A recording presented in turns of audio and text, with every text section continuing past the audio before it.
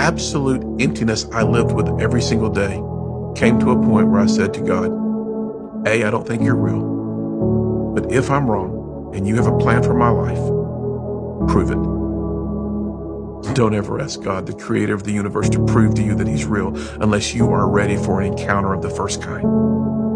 2 weeks come and go. I didn't even remember praying that prayer. There was zero faith attached to my prayer. And I was in my office. I'd been at lunch. I walked in and said hello to Sharon, our receptionist, went through a set of doors, walked down a hall, turned right, walked into my office, shut my door. And as I was dialing a phone, checking on a shopping center we were building in Beckley, West Virginia, off behind me to my left, I heard two words. And when I heard them, instantaneously, I was transported back 14 years to when I was 7 years old, when I had asked Jesus to be Lord of my life. I audibly heard the voice of God, and the two words he spoke to me were, call Mom. I didn't hesitate. I had a second line. I dialed 344-7443. The phone rang 6 times, 7 times. On the 8th ring, my mother answered the telephone, and when she said hello, instantly I knew something was terribly wrong. For in that instant in time, when I hear God say to me, call Mom, and I did so, my mother was, watch this, attempting suicide. She was dying. Whether she's your best friend or your worst enemy, somebody you see 3 times a day or 3 times a year, when you're here and 25 minutes away on the other end of the telephone line, the lady who gave birth to you is literally dying. That, my friend, will change your life. It becomes, again, defining moment. What do you do when you don't know what to do? For me, I ran out of my office, ran past Sharon, jumped into my car, drove Interstate 75 in Chattanooga, Tennessee, and I drove up this interstate and I talked to this God I did not know.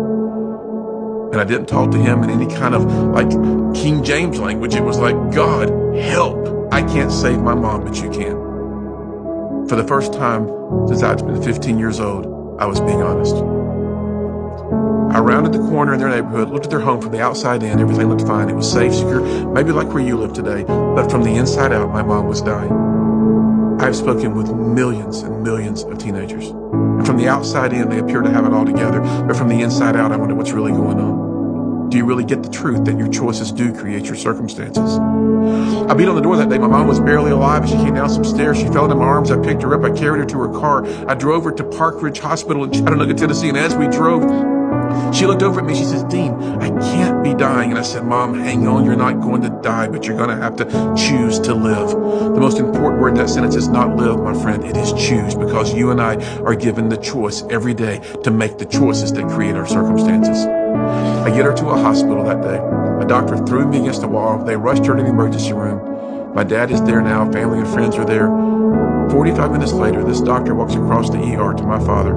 I get a little closer to my dad, thinking we're going to hear the time of death pronounced. This doctor has the most perplexed look on his face, and he